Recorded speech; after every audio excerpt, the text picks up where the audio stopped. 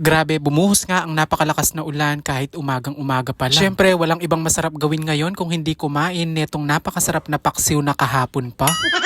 Pinartneran ko pa nga to ng napakasarap na ginisa kong bagoong. Hindi rin mawawala yung kape, syempre. Tapos nung mga bandang hapon, nagluto nga ako ng kamote Q dahil may nagbigay sa amin ng kamote. So hi mga che, welcome back again to my vlog. Recently, marami nga nagtatanong sa akin kung bakit nga daw hindi ako madalas mag-upload. Ay sinagot ko, yung susunod na upload neto next month na.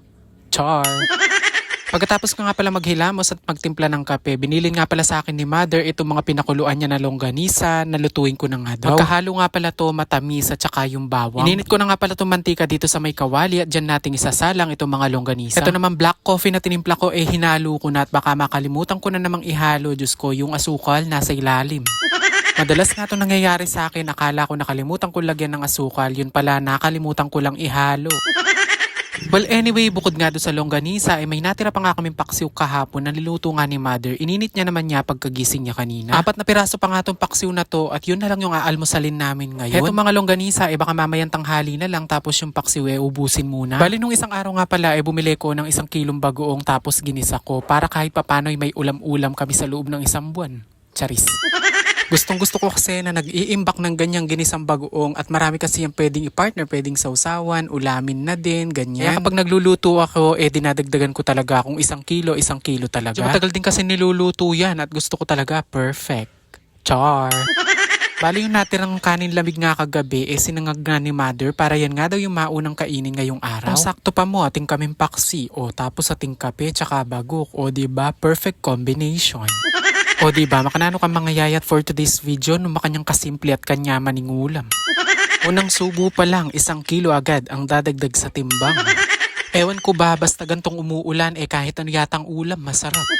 Meron nga din pala nagbigay sa amin ng kamote, binigay nga to kay mother at sabi lutuin ko nga daw para merienda. Sobrang laki nga at for sure hindi ako mahihirapang magbalat. Kala ko nga nung una kamoting kahoy, magbabalinghoy sana ako pero hindi pala. Balinghoy ba o balanghoy? O yun, basta yun kamoting kahoy yung ginagamit dun.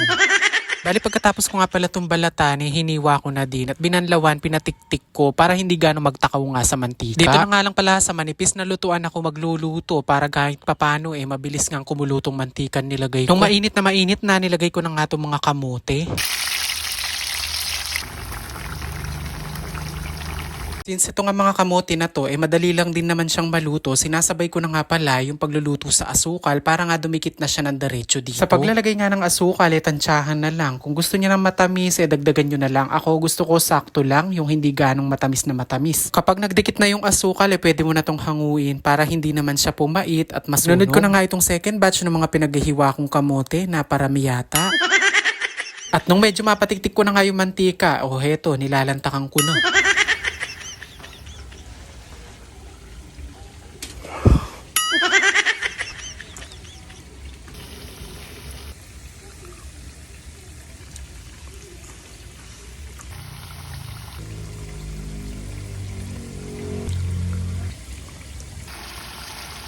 Nung mapalamig ko na nga yung unang batch, dinala ko na nga to kay la mother para makain na nila. Rugo, kung hindi ko pa dadalhin sa kanila yun, baka maubos ko na lahat.